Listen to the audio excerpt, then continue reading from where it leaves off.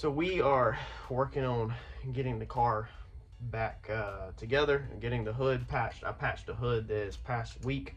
I didn't do a video on it because I'm not great with fiberglass repair at all, so I kind of just did it, I guess, like anybody else would do it. There's tons of videos out there on fiberglass repair. So we're about to spray the hood out and get it back painted. We're testing on Wednesday, March the 13th, and I don't want the car not to have a hood, and I don't want the car to have primer on it or anything like that. I want it to be all together. So we're painting the hood this morning. All right, let's wait a minute. Hopefully everybody's already clicked off the video and got out of the video and said this is boring, it's a paint video, and went on down the road. Check this out. So I'm gonna show you all the color that we actually paint the car. I've never showed it. So there is the color. This is a, let's see here, I'm reading it backwards, a Range Rover color right here. There's the brand code, the OEM code. It's just a base coat, it's not a tri-coat. So this stuff is expensive. There's a lot more expensive paint. It's not just straight black. It's pretty expensive compared to straight black. Anyway, I'm gonna get this mixed up, shoot the hood, I'll show y'all how it turned out.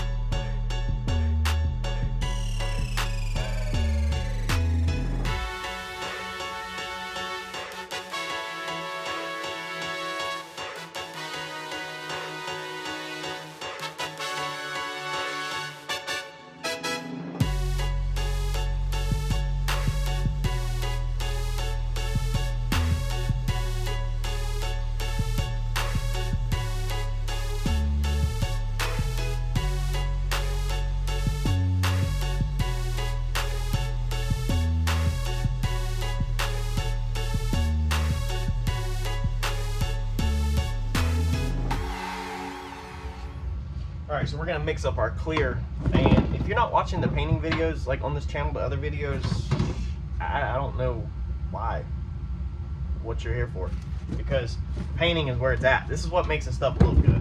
So I don't use very high-end clear. I use an Omni 270. This is a production clear.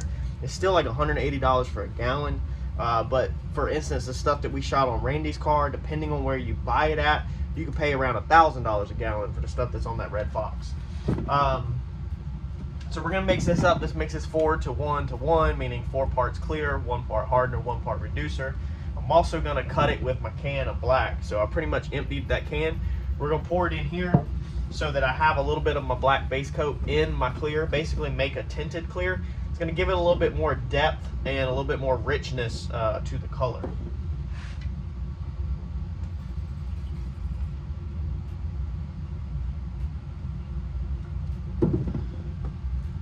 We're not going to start out with a ton. I was going to mix up a lot because I'm definitely going to probably put 3 coats on the hood, maybe. If you're worried about weight, which I should be worried about weight, then you want to put as little as possible, maybe 2. If it's going to spend any time in the sun, you really want to get 3. If you can put 3 on and then cut down to 2, you're borderline of okay. You really want to put 4 on and cut down to 3, but if it's not going to be in the sun much at all, then you'll be perfectly fine with just putting 3 on and cutting down to 2.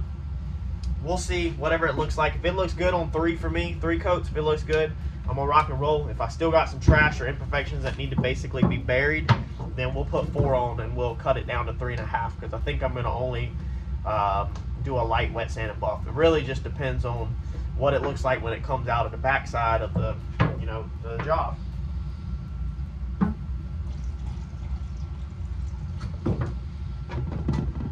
When I originally painted the car, I think I put 5 coats on it, cut it down to 4. I think when we painted Randy's car, we also put 4 or 5 coats on and cut it down a whole coat.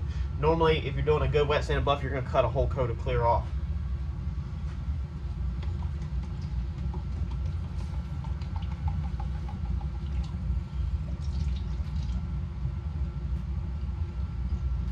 Now, I won't pour all of my clear coat in my can to begin with.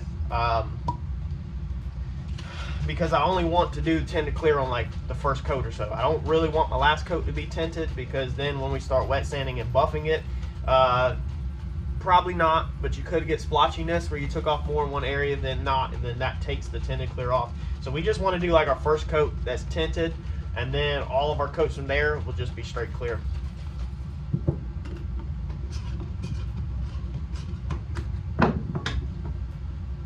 I'm also doing things that I normally don't do on a job like this. I'm using filters. I don't ever use filters, like never, on my normal day-to-day paint jobs. I never tack rag anything. Normally one whole box of tack rags will last me a whole year. The only things tack rags get used on is basically customer jobs, and I don't do a lot of customer jobs.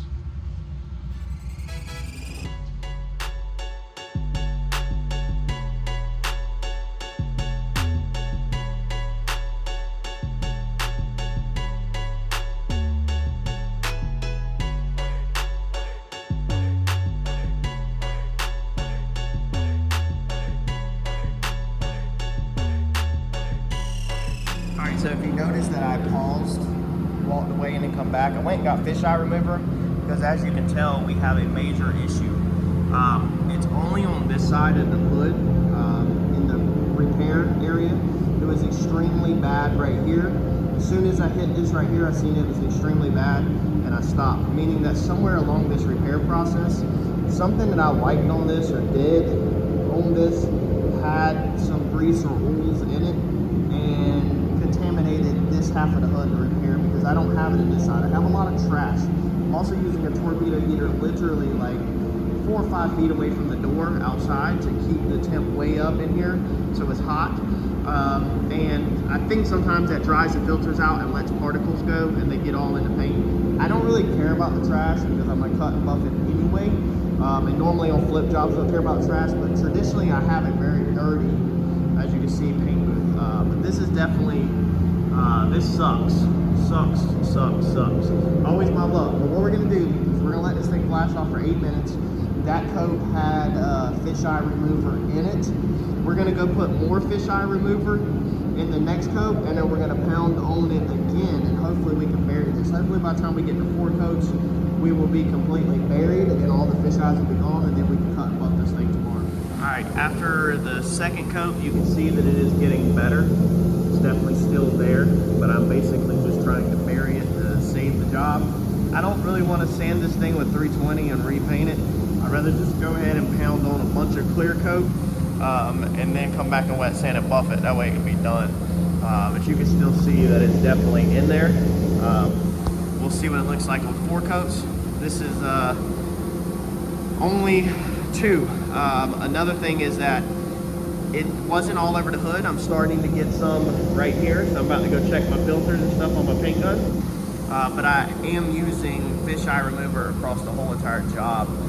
If you have contamination over the whole job, it's a lot more difficult to pinpoint, because it could be your air hose, your paint gun, your paint, or whatever.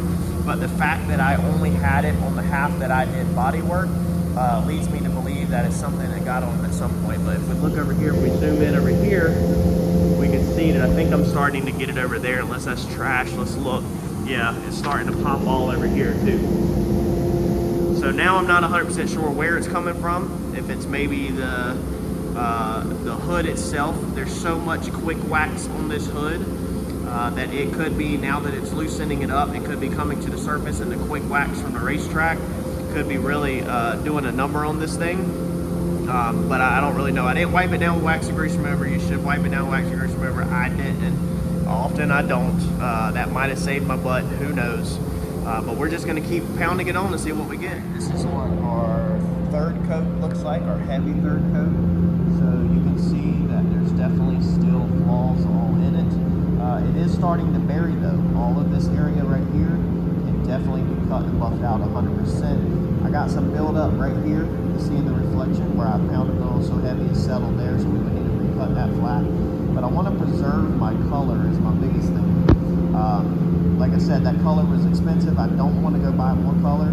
So as long as I can layer up enough clear on here that I can either A, resand this with 320 and then reshoot it, or B, just wet sand and buff it and get away with it, then I'm happy. It's currently looking like a wet sand and buff would take care of it. You can see some buildup right here where it's extremely heavy. I had the issue in this area with the contamination. I have loaded it on very, very, very heavy. If I stood the hood up right now, if I could do that in theory, it would literally start pouring on the floor. There's so much freaking clear coat on this hood right now. But I just wanted to bury the flaws. That way it is Friday. We can let this thing dry, and then we can cut and buff this thing, hopefully to glass. The front, I had a little bit of a run. Let's see here, down in here. It's kind of hard to see. Right here along this edge. I'm hoping that by the time we get to our 4th coat, you can see that problem area again. By the time we get to our 4th coat, I'm hoping that's pretty buried, and it'll just take a light wet sand and buff to knock that edge off. Alright, so here is our 4th coat, and it laid out pretty good. It is soaking wet. You can see right here on the floor where it's dripping. What I did was I actually pulled it up pretty heavy here. I had that edge, and I actually blew the edge off with a paint gun and then pulled it up pretty heavy to get it self-level. And then I picked the front of the hood up for a couple seconds until I seen it stop dripping, and then sat it back down. Kind of basically to run the puddle off. Sometimes it works in your favor to, I know this sounds terrible, literally make a puddle in your trouble area and then just let it run off. That would be the slickest freaking area you've ever seen in your life. Same thing with the nose. I went ahead and put it on really heavy, hoping that it would run completely off the panel. I still have runs down here. Now I'm thinking about putting the factory trim back on, which would go here. I want to put the factory emblem back on, but the trim would cover all that up if I do. I'm hoping that this settles and literally just runs off the panel, but I don't think that right there is going to. Unfortunately, I have a run here. I never want runs in these areas because they're hard to wet sand and buff. I don't really care about that, even though that's really easy to cut through too, but I think it will be hidden at the end of the day. And then I still have my buildup, as you can see down here, all the way down the whole hood. So what it is the weight of the clear is running off and running down, and then this is running that way, and it's kind of low in here and it's puddling. So we can lightly take some wet sandpaper when we're done, lightly float that edge. More than likely nobody would ever even see it. I mean, of course it's got, I would say it laid out like glass, but that's because it literally has so much freaking clear on it that of course it's gonna lay out amazing. You know, anytime you can get a ton of freaking clear on something, it's gonna lay out, you know, like freaking glass. And I love doing these kind of jobs, but I definitely did not intend to walk in here this morning and deal with contamination issues on this job. So hopefully this thing will dry. One thing I do is I'm about to leave and go to eat, but normally if I have these issues, I'll keep coming in here with my fingers and literally just scraping the clear coat off of the edge so it doesn't create little bumps or sags that then have to be cut off. But I think we saved it. I think we're fine. Wet sand and buff, this thing should be good. It's not always about knowing how to paint. It's about knowing how, when things go wrong, how to save yourself and how to be able to get yourself out of trouble. Now we should be able to do just a light wet sand over the whole hood and get it out. You can still see our imperfections. We back up right in this area. This is going to need a lot heavier cut and buff, because that's where that terrible contamination was to begin with. Anybody is wondering what in the world is the fisheye remover that you're talking about. Here it is, MX194 fisheye eliminator. This helps when you have contamination. You've got to keep this stuff in your shop. If you're going to be painting, you have got to keep this. I don't know how this stuff works with single stage, honestly. I've never used it with single stage that I can recall. If I did, I don't recall. But base coat, clear coat, this is the ticket. This will save your jobs just like that right there. If I didn't have this in stock here, then I would have been screwed. I also have accelerator, so when I need to kick off stuff really fast, you know, faster than normal, accelerator. These are my two go-tos that will save my butt in sticky situations.